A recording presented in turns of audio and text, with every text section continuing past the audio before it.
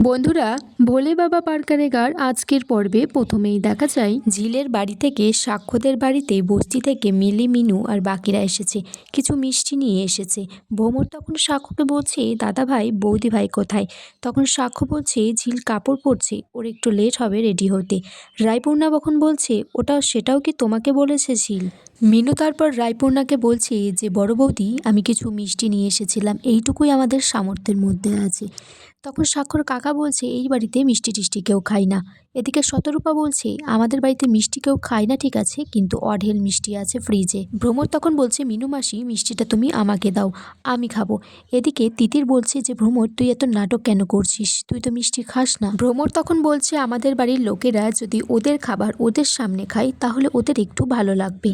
ভ্রমর বলছে, তুই শ্বশুর বাড়িতে গেলে যদি তোকে কেউ অপমান করে আর একজন থাকে সেখানে সাপোর্ট করার জন্য, তখন তুই তোর উত্তরটা পেয়ে যাবি। তারপর তিতির আর ভ্রমরের মধ্যে কথা কাটাকাটি চলতেই থাকে। এদিকে সাক্ষর কাকা বলছে যে, তোমাদের মেয়ের যে এইভাবে ধুমধাম করে জন্মদিন পালন করা হবে তোমরা ভাবতেও পারোনি স্বপ্নে। মিনু তখন বলছে, মেজদাদা বাবু, ওদের জন্মদিনের কথা তো আমার মনেই থাকতো না। ওরা একটু বড় হলে আমাকে মনে করিয়ে দিত যে মা আজকে আমাদের জন্মদিন, তখন ওদেরকে একটু পায়েস বানিয়ে দিতাম, একটু মোমো বানিয়ে খাওয়াতাম, কিন্তু প্রত্যেকবার পারিনি।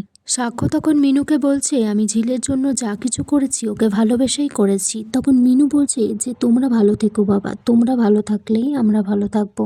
সাক্ষ্য তার ছোটো কাকাকে বলছে যে, ছোটো মা তো এখনও এলেন না।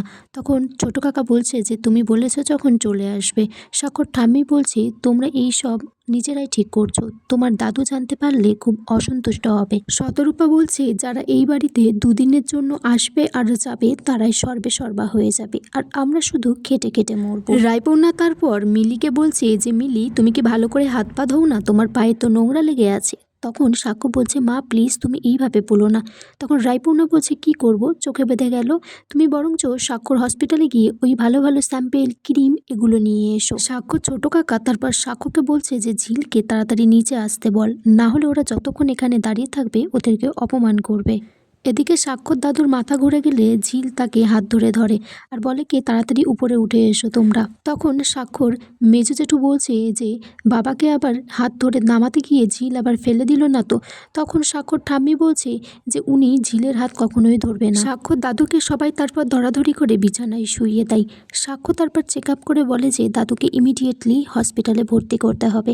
তখন তার ছোট কাকা বলে যে, একটা অ্যাম্বুলেন্সকে ফোন করি। রায়পূর্ণা বলছে, মানুষটা তো ভালোই সুস্থ ছিল, তাহলে কি হয়ে গেল? এদিকে ঝিল কান্নাকাটি করছে বলে বলছে যে, তুমি দাদুকে এতটাই ভালোবাসো না যে তোমাকে কান্নাকাটি করে ভাসাতে হবে। মিনু তখন বলছে, এরকম একটা আনন্দের দিনে এরকম একটা অঘটন ঘটে গেল। তখন রায়পূর্ণা বলছে, শতরূপা তখন বলছে, কিসের আনন্দ?